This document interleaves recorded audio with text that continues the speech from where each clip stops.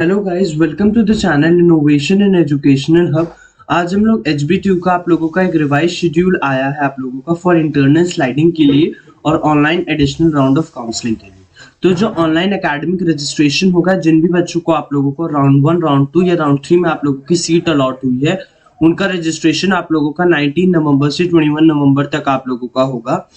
And जिन भी बच्चों को सीट अलॉट हो चुकी है, उनकी जो ऑनलाइन क्लासेस की स्टार्टिंग होगी वो 22 नवंबर से आप लोगों की हो जाएगी। और जो इंटरनल स्लाइडिंग होगी जितने भी रजिस्टर्ड कैंडिडेट्स की है, वो आप लोगों की नवंबर 22 को ही होगी। देन आप लोगों का जो online additional round of counselling होगा, जो कि फ्रेश रजिस्ट्रेशन और उसकी जो चॉइस फिलिंग होगी, वो आप लोगों की 23 से आप लोगों की स्टार्ट होगी एंड 26 तक आप लोगों की होगी। एंड देन जो सीट अलॉटमेंट रिजल्ट आएगा वो आप लोगों का 27 नवंबर तक आएगा।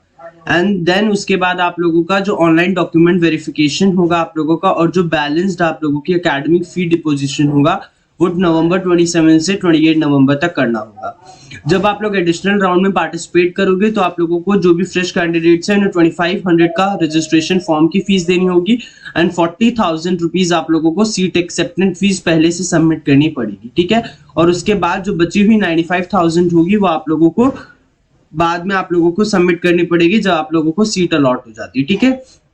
देन उसके बाद फिर से वैकेंसी रिपोर्टिंग आप लोगों की नवंबर 29 को हो जाएगी, मंडे को, आप लोगों को कि कितनी सीटें आप लोगों की किस किस ब्रांच में बची हुई हैं। उसके बाद आप लोगों का ऑनलाइन रजिस्ट्रेशन होगा for offline on campus counselling. उसके बाद आप लोगों की एक ऑफलाइन ऑन कैंपस काउंसलिंग भी होगी, जो कि नवंबर 29 को आप लोगों को होगी। देन आप लोगों की ऑफलाइन काउंसलिंग नवंबर 30 को होगी and then physical conduct of the classes जो होगी वो दिसंबर आप लोगों का 1 से आप लोगों की स्टार्ट हो जाएंगी, रेगुलर क्लासेस आप लोगों की for the BTech first year students के लिए।